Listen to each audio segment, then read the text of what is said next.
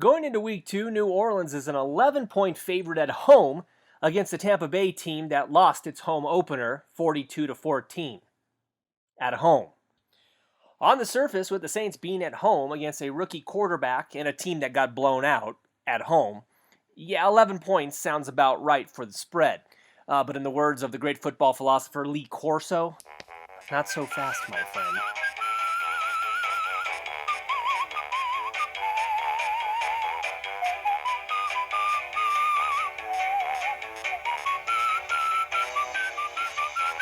As much as it pains me to say, the Saints haven't been a good team for quite a while. So I can't just trust that they will be able to turn it on against the Bucs. I want to see it happen first. I want to see New Orleans' defense be stingy, especially on third down. I want to see the Saints' offense operate fluidly and score touchdowns. I want to see this team make game-changing plays, then I will trust them. Why am I filled with so much doubt? Here are a couple things that scare me from week 1. Although in person, I felt the defense played well in Arizona, on paper, they didn't. The Saints defense gave up 427 yards of total offense to Arizona. Now last year, they gave up more than that number just 6 times, en route to giving up the second most yards in the league. So that alone, not a good start. Well, big plays fed into that. New Orleans allowed 7.5 yards per play against the Cardinals, 16 yards per completion in the pass game. Not good. And Arizona was 5 of 10 on third down. Now last year, the Saints were the second worst team in both yards per play and third down efficiency. So after week 1, even though we have new players, it doesn't look like many things have changed on the defensive side of the ball. What concerns me most, though, is where the Saints gave up those yards. Big plays, chunks of 29, 48, 55 yards, all set up scores for the Cards. Also, the Saints didn't do very well against the Cards' run game. Each player who had at least one carry for Arizona had a run of 12 yards or greater. That includes Carson Palmer. The Saints gave up 120 yards rushing total and 4.8 yards per attempt. Now, while Tampa didn't light the league on fire in week 1 on the ground, they still committed to 26 rushes in that blowout loss to Tennessee at home, which means they are committed to the run. So let's add it all up. The Saints can't stop the run and have a penchant for giving up big plays. Not a good start when we compare the two teams going into the week 2 matchup. To be fair, Tampa has their own set of issues. But clearly, we see on defense, that's where New Orleans needs to improve a lot going into the game.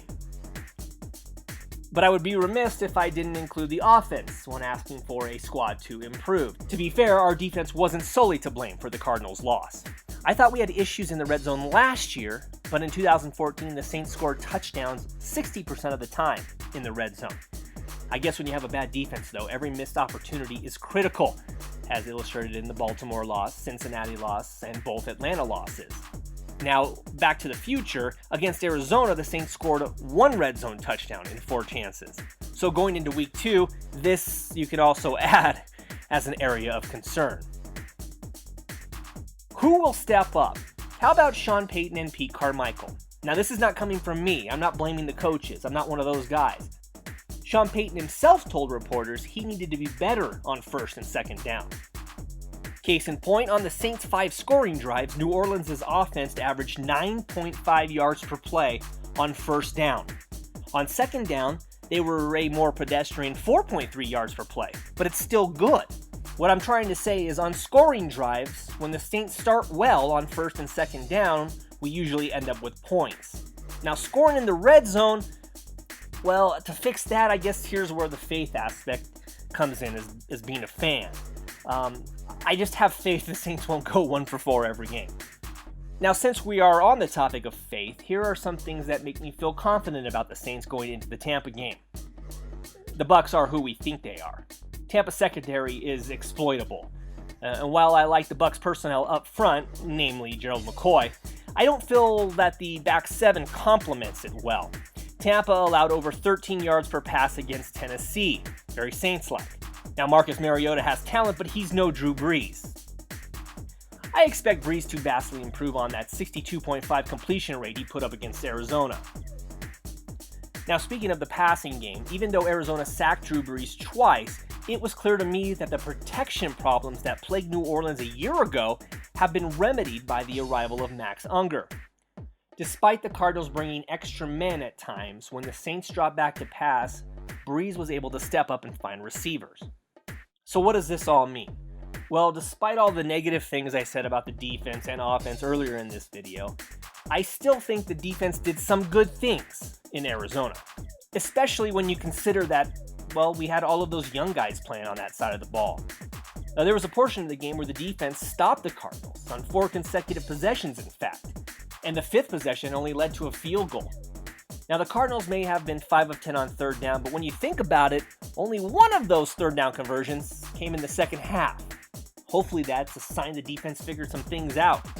So what kind of game am I expecting on Sunday? A tight one. Something akin to the Vikings game the Saints played in 2014. There will be one caveat, though. I think the overall score will be a little higher. I think both teams' offense will be able to get in to the end zone. So take the over. Also, I don't think you should lay the 11 points or whatever you can get in that neighborhood.